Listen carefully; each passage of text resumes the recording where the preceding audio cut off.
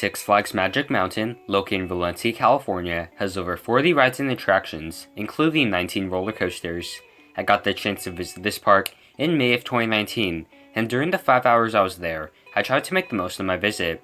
Unfortunately, I missed out on Tatsu and the Kiddie Coasters, as well as Apocalypse and West Coast Racers, because that whole area was under construction. I also recently hit 300 subscribers, and thought a good way to celebrate was to rank the coasters at Magic Mountain that I've ridden. So today, we will be celebrating 300 subs by ranking the top 12 roller coasters at Six Flags Magic Mountain. So kicking off the list with number 12 is Gold Rusher, an aerodynamic spine train. When I rode this back in 2019, I found nothing to be too special about it, but I love how it uses the terrain to its advantage, as well as how Magic Mountain's first coaster is still standing to this day.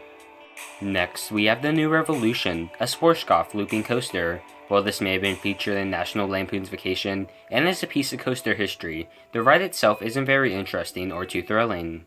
Moving into the top 10, we have Ninja, an aero-suspended coaster. While many rank this lower than New Revolution, I felt it to be more enjoyable. You can get some pretty good swings on some of the turns, and it can feel pretty fast at some points.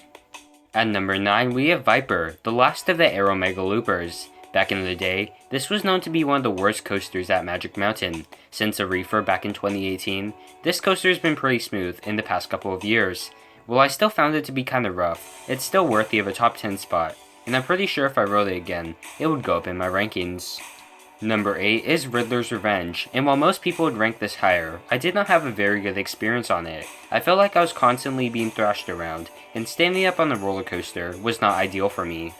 Number 7 is Scream, a B&M floorless coaster. Over the past few years, this coaster has got rougher and rougher. Luckily, when I rode it, it was still pretty smooth.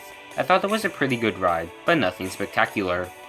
I know a lot of people would not rank this coaster this high, but next up is Superman Escape from Krypton. This ride has great stats, but it's not a great coaster. The layout is just a simple spike, and the line for this ride can get pretty long on a hot summer day. One of the most clone coasters is up next. This is Batman the Ride. This is probably one of the most intense B&M inverts that I've ridden. It can pull some pretty good G's, and is overall a pretty fun ride. At number 4, we have Goliath. Personally, I think this is a good candidate for an underrated coaster. Goliath provides excellent G's, high speeds, and a small pop of airtime.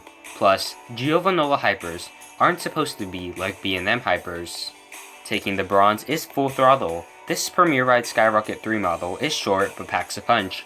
You will go through a 160-foot tall loop at 70 miles per hour, followed by a dive loop, reverse launch, forwards launch, and ending off with a top hat over the loop.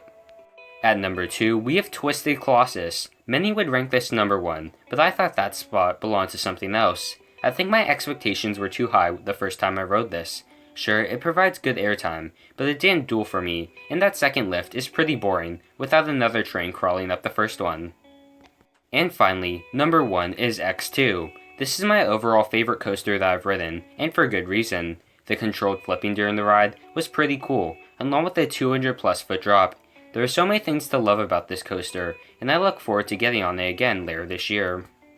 And just like that, those are my top 12 favorite coasters at Six Flags Magic Mountain. So what do your guys' list look like? Comment down below. Thank you all so much for 300 subscribers, and I'll see you on the next ride.